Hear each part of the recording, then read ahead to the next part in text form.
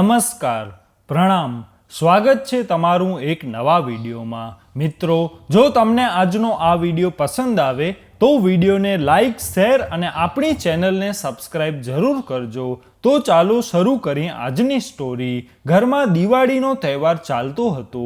મારા બધા મિત્રો ઘરે આવ્યા હતા। મારી પત્નીએ સૌથી મોંઘી સાડી પહેરી હતી। ત્યારે અચાનક એક અજાણ નંબર પરથી કોલ આવ્યો અને જે સમાચાર મળ્યા આ સાંભળીને હું નાના ભાઈના ઘરે દોડ્યો।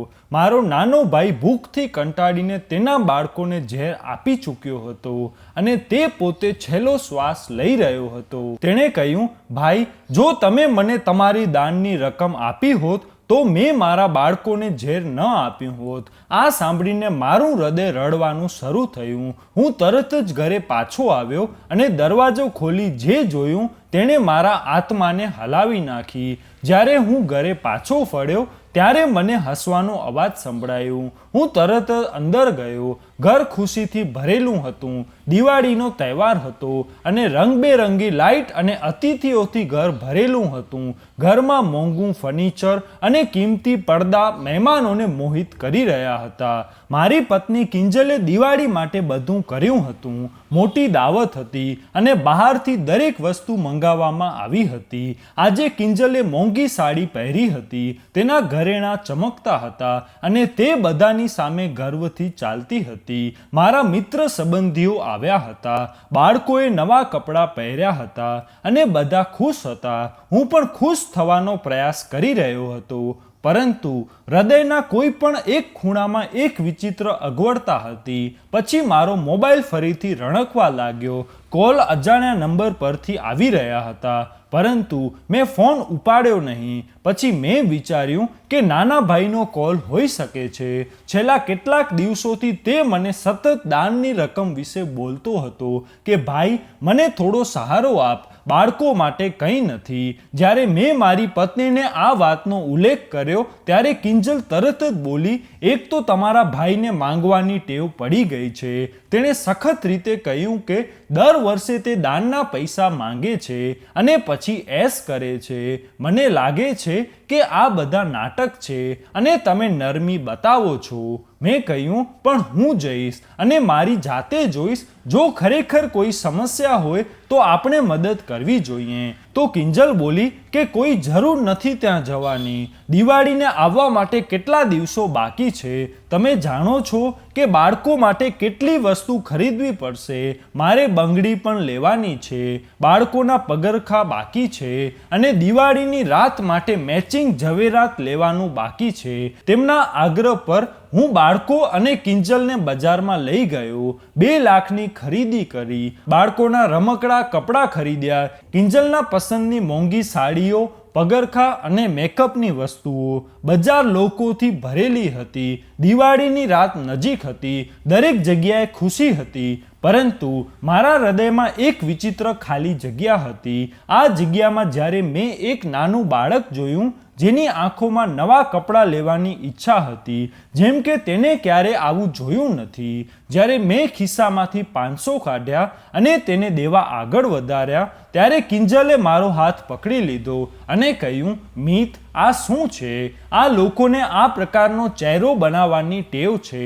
તેના ઘરમાં પૈસાની તિજોરી ભરી છે। તમે મહેનત કરીને કમાઓ છો અમારા અને બાળકો માટે, તેના માટે નહીં। ચાલો હવે અમને આઈસ્ક્રીમ ખવડાવો। પણ હું મૌન થઈ ગયો।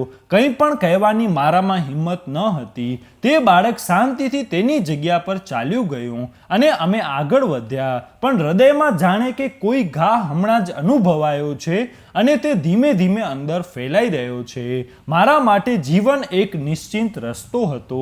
સવારે ઓફિસમાં જવું, સાંજે પાછું આવવું। કારોબાર વધી રહ્યો હતો, આવક સારી થઈ રહી હતી અને આ ગતિથી જવાબદારીઓ પણ વધી રહી હતી। દર મહિને જ્યારે કમાણીની ગણતરી કરવામાં આવતી હતી ત્યારે મેં તે રકમ કિંજલના હાથમાં મૂકી હતી। તેને શરૂઆતથી જ આ જવાબદારી તેના હાથમાં લીધી હતી। તેને કહ્યું કે સ્ત્રી જ ઘર વધુ સારી રીતે ચલાવી શકે છે, બજેટ પ્રમાણે જરૂરિયાતોને વધુ સારી રીતે સંભાળી શકે છે। તેથી મેં આ સામે ક્યારે વાંધો ઉઠાવ્યો નથી, ન તો તેણીને ક્યારે પ્રશ્ન કર્યો કે તે પૈસા ક્યાં ખર્ચ કરે છે। તે કહેતી હતી કે દાનની રકમ પણ એક સંસ્થામાં પહોંચાડે છે, તેથી હું સંતુષ્ટ હતો. મને લાગ્યું કદાચ હું ભાગ્યશાળી હતો કે મને એક એવી પત્ની મળી જેણે માત્ર ઘર જ નહીં પણ તેના ફરજ પણ પૂરા પાડ્યા છે. મારી ઓફિસની જવાબદારીઓ વધી રહી હતી. ત્યારથી જ મેં કિંજલને ઘરની જવાબદારીઓ સોંપી હતી. બાળકો શાળાએ જતા હતા. ઘર હંમેશા સજાવેલું રહેતું હતું. સાસરિયાઓ ઘણીવાર ઘરે આવતા અને કિંજલ તેની બહુ આવગત કરતી. અને આમ પણ જ્યારે પત્ની ઘરની જવાબદારીઓ બરાબર રીતે ઉપાડી લે છે તો પતિનું ધ્યાન કામ પર રહે છે. પરંતુ થોડા સમયથી મારા હૃદયમાં મૂંઝવણ શરૂ થઈ ગઈ હતી. મારો નાનો ભાઈ પરેશાન હતો ને કેટલીક વાર તે મને બોલાવતો અને તેની પરિસ્થિતિને ખૂબ શાંતિથી કહેતો કે ભાઈ, બાળકોને થોડા દિવસોથી દૂધ મળ્યું નથી. વિચાર્યું તારી પાસે મદદ માટે પૂછું. દાનનો સમય છે, જો થઈ શકે તો મારી તરફ પણ ધ્યાન આપજે. મેં કિંજલ સાથે વાત કરી કહ્યું કે મારું હૃદય કહે છે કે મારા ભાઈને દાનની રકમ આપું. તે ખૂબ જ પરેશાન છે. તો કિંજલે તરત જ કહ્યું કે હું પહેલેથી જ દાનના બધા પૈસા આપી ચૂકી છું અને કોઈ પણ રીતે તેનું માંગવાનું તો ભૂલશે નહીં. દર વર્ષે તે દાનની રકમના બહાના પર પૈસા લે છે અને કોઈ કામ કરતા નથી. હું મૌન હતો. હું જાણતો ન હતો કે કિંજલે ખરેખર દાનની રકમ આપી હતી કે નહીં, પરંતુ મેં ક્યારેય પૂછ્યું નહીં. હું ખૂબ વ્યસ્ત હતો, તેથી નાના ભાઈના ઘરે જવાનું પણ ભૂલી ગયો હતો. અને જ્યારે સમય હતો ત્યારે કિંજલ બહાનું કાઢતી, કહેતી દર વખતે જ્યારે તમે કહો છો કે માત્ર એક દિવસ જઈએ, પછી જ્યારે પણ તમે આવો છો ત્યારે તમારો મૂડ બગડે છે, તમે અસ્વસ્થ થાવ છો. તમે ત્યાં જઈ અને તમારી ખુશીનો વિનાશ ન કરવો જોઈએ. અને હું સંમત થઈ જતો. કદાચ હું નબળો હતો, કદાચ હું વ્યસ્ત રહેવા માટે બહાનું બનાવીને મારી જવાબદારીઓથી ભાગતો હતો. મને યાદ છે કે એક દિવસ હું ખરેખર તૈયાર થઈ ગયો કે હું આજે ભાઈના ઘરે જઈશ. પછી કિંજલે કહ્યું, તમે જાણો છો કે આવતીકાલે આપણા ઘરે પાર્ટી છે. બજારમાંથી ઘણી બધી વસ્તુઓ લાવવી પડશે અને તમે ભાઈના ઘરે જઈ રહ્યા છો જે ફક્ત તમને પૈસા માટે યાદ કરે છે. હું અટકી ગયો. મને લાગ્યું કે સાચું જ છે, પણ આ વખતે મેં દાનની રકમ અલગ રાખી હતી. મને થયું ભાઈને આપીશ, પરંતુ કિંજલે તે પહેલાં જ લઈ લીધી અને કહ્યું, હું જાણું છું કે આ રકમ કોને આપવી. ફક્ત તમે મને પૈસા આપો. તમે દર વર્ષ આ કહો છો કે હું મારી જાતે પૈસા આપીશ, પણ સમય નથી મળતો. તમે ચિંતા કરશો નહીં. પણ મેં આ વખતે કહ્યું, આ પૈસા હું આપવા માંગુ છું. મારા ભાઈને જરૂર છે. તો કિંજલની આંખો ગુસ્સે થઈ અને કહ્યું, શું હું ખોટું આપું છું? તમને મારા પર વિશ્વાસ નથી? હું મૌન હતો. મારી પાસે જવાબ ન હતો. વિશ્વાસ હતો, પરંતુ હૃદયમાં ચોક્કસપણે ઉણપ હતી. મેં તે રકમ તેના હાથમાં આપી તો તેને આ રકમ તેના ઘરેણાં ભેગી મૂકી દીધી. મેં હૃદયમાં વિચારવાનું ચાલુ રાખ્યું કે કદાચ તે આવતીકાલે કોકને આપશે અથવા આવતીકાલે કોઈક જરૂરિયાતમંદ વ્યક્તિ સુધી પહોંચશે. પરંતુ સમય વીતતો ગયો. ભાઈનો કોલ આવવાના બંધ થઈ ગયા. કદાચ હવે તેને કોઈ આશા ન હતી. હું મારી દુનિયામાં મગ્ન હતો. બાળકોની શાળા, વ્યવસાયની યાત્રા, બધું ચાલી રહ્યું હતું. એક દિવસ મેં કિંજલને પૂછ્યું, તમે દાનની રકમ આપી દીધી હતી ને? તો તેણે કહેવાનું શરૂ કર્યું કે હા, આપી દીધી. ભરોસો નથી? ત્યારે તો મેં આ વાત બદલી નાખી. પરંતુ વાસ્તવિકતા એ હતી કે પ્રથમ વખત મારું હૃદય શંકામાં હતું. મને એક વિચાર હતો કે મેં મોટી ભૂલ કરી છે. હું મારા ભાઈને મદદ કરવા માંગતો હતો, પરંતુ કિંજલે તેના હાથમાં બધું લઈ લીધું અને હું મૌન રહ્યો. કારણ કે મૌન રહેવાની મારી આદત હતી. કિંજલના વ્યક્તિત્વમાં એક વિચિત્ર ગૌરવ સામેલ હતું જે તેને બાળપણથી જ શીખવવામાં આવ્યું હતું. તે ઘમંડથી ભરેલી હતી. તે એવા કુટુંબથી હતી જેને હંમેશા પોતાને ઊંચા અને બીજાને નીચા ગણ્યા હતા. જ્યારે અમે લગ્ન કર્યા ત્યારે હું એક મધ્યમ વર્ગનો યુવાન હતો જે સખત મહેનત કરતો હતો, આગળ વધવાનો પ્રયાસ કરી રહ્યો હતો. મેં કિંજલના કાકાની કંપનીમાં નોકરી શરૂ કરી અને ત્યાં જ કામ કરતો હતો. કિંજલના પિતાએ અમારા લગ્ન કર્યા અને દહેજમાં એક સંપૂર્ણ ફ્લેટ સામાન અને રોકડ આપી. હું તે દરેકનો આભારી હતો, પરંતુ કદાચ આ કિંજલની નજરમાં મારી નબળાઈ હતી. તેણે મને ક્યારેય પોતાના સમાન ન માન્યો. હંમેશા મને અહેસાસ કરાવ્યો કે આજે હું જે પણ છું તે તેના પરિવારને કારણે છું. જે મકાનમાં તમે રહો છો તે મારા પિતાએ આપ્યું છે. જે કાર તમે ચલાવો છો તે મારા કાકાએ આપી છે. અને તમે જ્યાં કામ કરો છો તે અમારા પરિવારની એક કંપની પણ છે. આ વાત તે ઘણીવાર કહેતી હતી, પણ હું હંમેશા મૌન રહ્યો. કદાચ હું વિચારતો હતો કે મૌન રહેવું વધુ સારું છે, પરંતુ આ અહેસાનમંદ ક્યારે ગુલામીમાં ફેરવાઈ ગઈ મને ખબર ન પડી. એક વખત દિવાળીનો મહિનો હતો. મારા નાના ભાઈની પત્નીએ મને કોલ કર્યો. તેના સ્વરમાં શર્મિંદગી હતી, આંખોમાં ભેજ, અવાજમાં અચકાતા શબ્દો હતા. તેણે કહેવાનું શરૂ કર્યું, ભાઈ, જો શક્ય હોય તો બાળકો માટે કેટલાક કપડાં મોકલો. અમે પોતે માંગતા નથી, પરંતુ આ સમયે કંઈ નથી. મારું હૃદય ભરાઈ ગયું હતું. મેં તરત જ બેંકમાંથી કેટલાક પૈસા લીધા અને ભાઈના ઘરે પહોંચ્યો. આજે પણ મારી આંખોની સામે તે દ્રશ્ય ફેલાયેલું છે. બાળકો મારી આંખો સામે જૂના કપડામાં હતા અને ચૂલો ઠંડો પડેલો હતો. મેં કંઈ પણ બોલ્યા વિના ભાઈના હાથમાં તે પૈસા રાખ્યા. મને લાગ્યું કે મેં મારી ફરજ ચૂકવી છે, પરંતુ ઘરે પહોંચતાની સાથે જ કિંજલનું બદલાયેલ વર્તન જોઈ મને આશ્ચર્ય થયું. તેનો ચહેરો લાલ થઈ ગયો હતો અને તે ચીસો પાડવા લાગી. તમે કોણ છો? મને પૂછ્યા વિના મારા ખાતામાંથી પૈસા લેવાવાળા. મેં હળવેકથી કહ્યું, મારો નાનો ભાઈ છે. મેં તેમના બાળકો માટે કપડાં લેવા માત્ર 2000 આપ્યા છે. આ પણ તેણે કહ્યું, તમને લાગ્યું કે તમારા ભાઈને આ પ્રકારનો હોદ્દો છે કે તે આપણા પૈસા પર હાથ મૂકી શકે? જ્યારે મારા કુટુંબના સભ્યો આવે છે ત્યારે અમે તમને ભેટો કરીએ છીએ તો તમે ગુસ્સે થશો, પણ તમારા સંબંધીઓની વાત આવે છે તો તમારું હૃદય પીગળી જાય છે. મેં કહ્યું, તે મારો ભાઈ છે. તેના બાળકો મારા પોતાના બાળકો જેવા છે. જો હું તેમને મદદ ન કરું તો કોણ કરશે?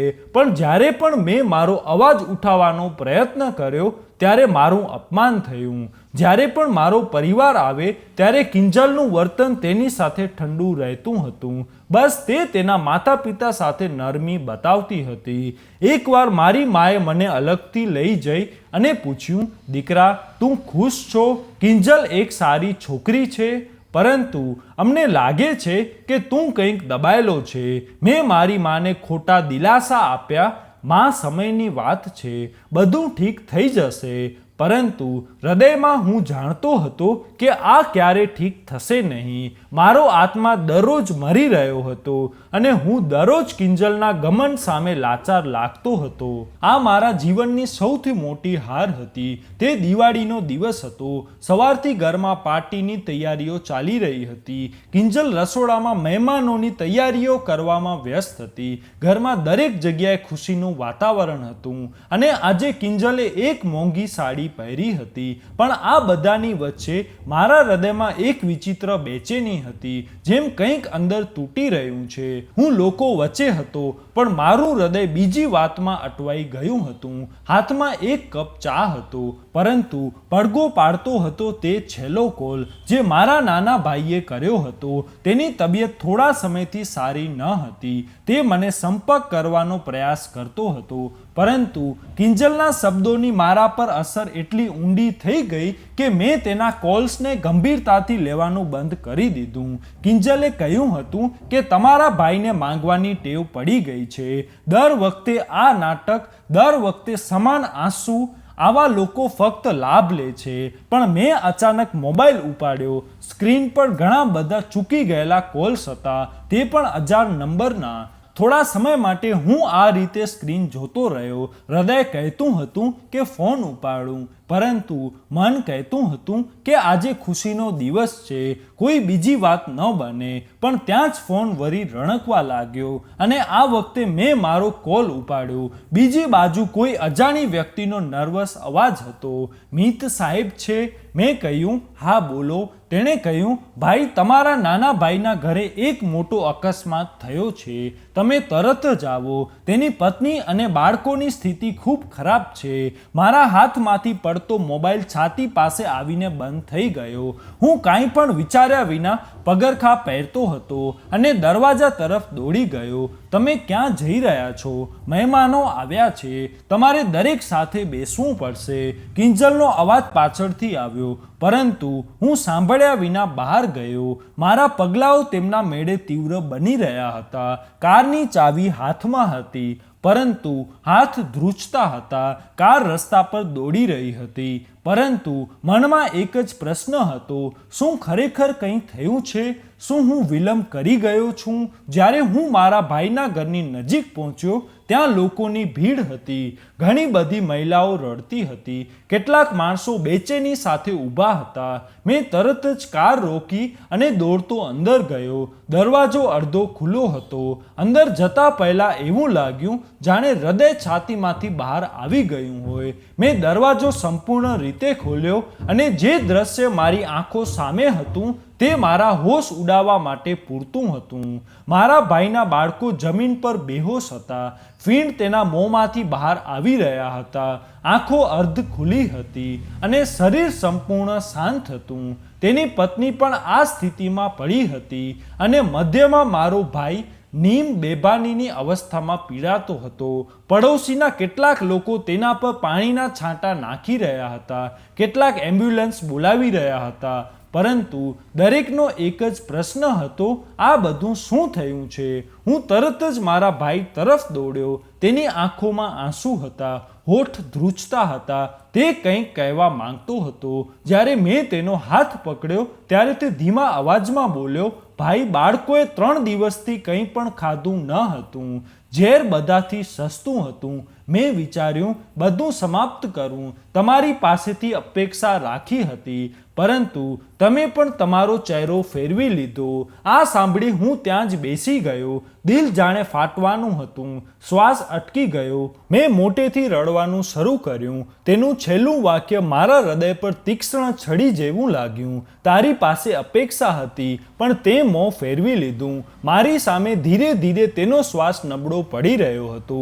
મેં તેને છાતી પર લગાવ્યો અને કહ્યું, ભાઈ, મને માફ કરો. કૃપા કરીને મને માફ કરો. તે એક ક્ષણ હતું જ્યારે મને લાગ્યું કે મારા બધા ઘમંડ, મારા ગૌરવ, મારી ખુશી એક ક્ષણમાં વેર વિખેરાઈ ગઈ. ઘરમાં દિવાળીની ઉજવણી થઈ હતી, પરંતુ મારા હૃદયમાં શોકનું નિધન થયું હતું.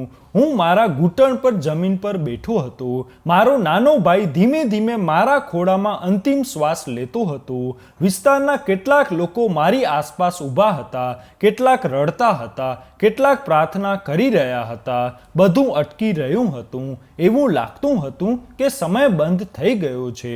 ભાઈની પત્ની દિવાલથી ટેકો લગાવી બેઠી હતી, જાણે તેની અંદરનું જીવન પૂરું થઈ ગયું હોય. આંખો ખુલ્લી હતી, પરંતુ તેમના શરીરમાં કોઈ હલનચલન ન હતી. તેના બાળકો ફ્લોર પર પડેલા હતા. ભાઈએ હળવા અવાજમાં કંઈક કહેવાનો પ્રયાસ કર્યો. હું તેની પાસે નમ્યો. તેણે કહ્યું, ભાઈ, બાળકોએ 3 દિવસથી કંઈ ખાધું ન હતું. તેઓ રડતા હતા, વેદના કરતા હતા. મારી પાસે કંઈ બાકી ન હતું. મેં તેના ચહેરાને મારા હાથથી સ્પર્શ કર્યું. તેનો ચહેરો ઠંડો થઈ ગયો હતો, પરંતુ તેની આંખોમાં હજી પણ તે જ પીડા હતી, જે પ્રશ્ન દરેક લાચાર વ્યક્તિની નજરમાં હોય છે. મેં મારા અવાજને નિયંત્રણમાં રાખતી વખતે પૂછ્યું, તે આ બધું કેમ કર્યું? કોઈ આટલું મોટું પગલું કેવી રીતે લઈ શકે? ભાઈએ તૂટેલા અવાજમાં કહેવા લાગ્યો, ભાઈ, હું શું કરતો? હું માત્ર બાળકોને દિવાળી પર કંઈક ખવડાવવા માંગતો હતો. હું પહેરાવા માટે કંઈક આપવા માંગતો હતો.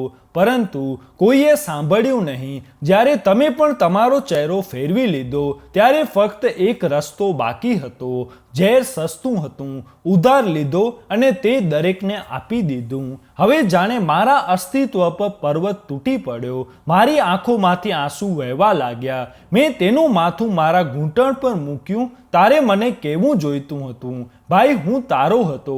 તને કેવી રીતે છોડી દેત? તેણે હળવું સ્મિત કર્યું, જે પીડા હેઠળ દફનાવવામાં આવ્યું હોય. ભાઈ, ઘણી વખત ફોન કર્યો, પરંતુ કિંજલ ભાભીએ દર વખતે ઇનકાર કરતી. તમે ખૂબ જ મૂલ્યવાન છો.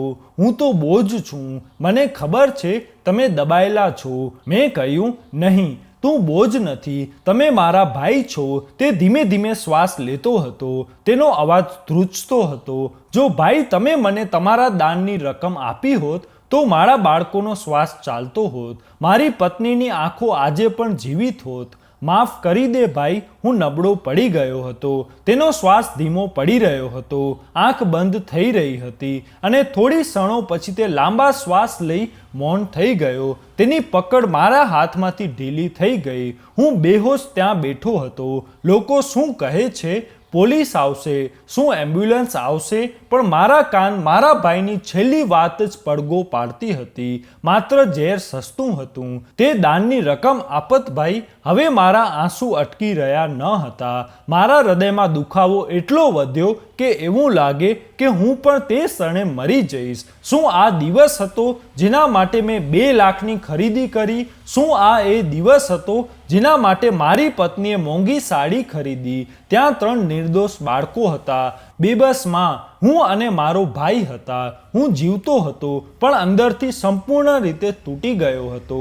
મેં મારા ભાઈની આંખો બંધ કરી. મારા હાથ ધ્રુજતા હતા. હું તેના ચહેરા પર હાથ રાખી તેના ચહેરાને દિલાસો આપવા માંગતો હતો. હું કહેવા માંગતો હતો, મને શરમ આવે છે.